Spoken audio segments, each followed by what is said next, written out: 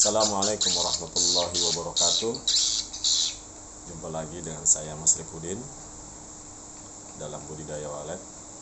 Kali ini saya akan menyampaikan materi yang hampir para petani walet, pembudidaya walet di awal-awal membangun mempermasalahkan bau semen atau bau kayu yang ada pada gedung. Sebenarnya ini tidak bermasalah, tidak terlalu berpengaruh selama tidak ada bau yang menyengat di dalam RBW tersebut, seperti bau kayu atau kayak seperti plywood yang masih baru, itu kan baunya menyengat dan menyakitkan mata. Jadi pada intinya sih bau-bau semen yang ada pada gedung itu tidak ada masalah. Nah, tapi agar hati tetap senang, kegundahan hilang, kekhawatiran yang berlebihan hilang, maka saya akan menyampaikan cara sederhana bagaimana cara menghilangkan bau semen atau bau kayu yang ada dalam gedung baru. Sebenarnya ini tidak, kan sudah disampaikan sebelumnya, tidak terlalu berpengaruh. Jadi sebenarnya kita tidak perlu menghambur kotoran walet, terus memberi bau-bauan parfum sirip, parfum gedung katanya agar walet supaya cepat betah.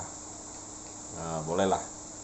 Memang dalam sistem prosentase parfum ini keterlibatannya dalam budidaya walet mungkin sekitar 10-15%. Jadi bukan dominan. Tetap yang dominan adalah pertama faktor lokasi yang mendukung, kemudian tata suara yang baik, tata ruang gedung yang baik, faktor habitat walet di dalam gedung yang baik. Nah, itu tetap yang menjadi utama. Sedangkan parfum nih ibaratnya kalau saya presentasikan hanya 10-15%.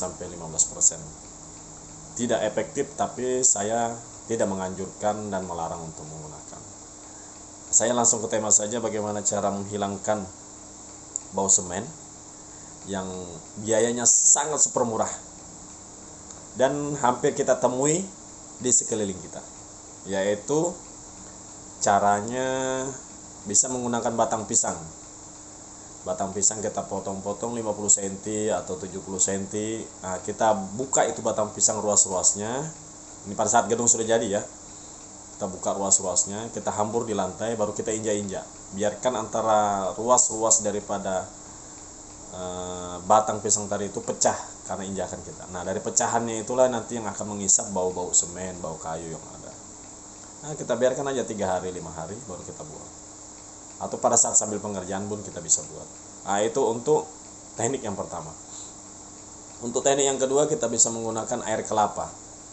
Ya, kita bisa beli aja di pasar penggilingan kelapa parut.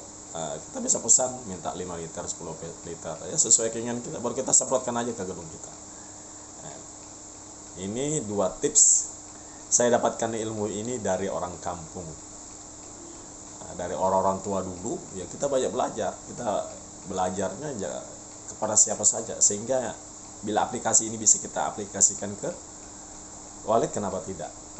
Seperti air kelapa batang pisang tadi ini, sebagaimana orang-orang ini, saya belajar dari suku pedalaman Kalimantan, orang tua kita, saya anggap orang tua lah. Katanya setelah dia membangun gedung itu masih ada baunya gitu, kayak gedung-gedung serbaguna adat-adat. Maka dia cukup hamparkan batang pisang atau air kelapa, disemprotkan ke kayu, maka baunya itu akan dengan sendirinya akan hilang dengan segera lagi, dengan cepat.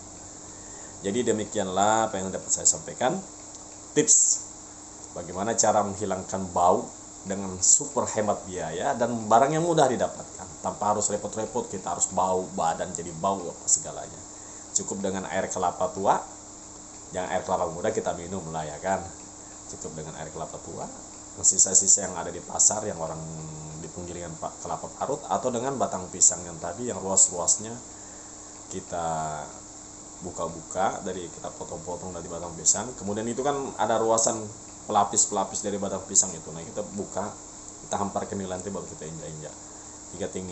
Kita biarkan 3 hingga 5 hari. Kemudian kita bersihkan. Nah, demikian apa yang saya sampaikan. Jangan lupa like, comment, and share, dan subscribe agar saya bisa langsung terus-teruskan berbagi ilmu tentang budidaya walet, sehingga semua kita bisa sama-sama menuju ke daripada ekonomi mandiri. Ekonomi mandiri, usaha yang ringan, memang modal awal yang besar, tapi harus dilandasi dengan ilmu yang benar, sehingga biaya tidak terlalu membengkak, tidak selalu keluar biaya. Dengan kesederhanaan, dengan memanfaatkan teknologi dan ilmu yang benar yang ada, kita aplikasikan di gedung kita. Carilah referensi-referensi ilmu yang sudah teruji, yang kebenarannya bisa diakui.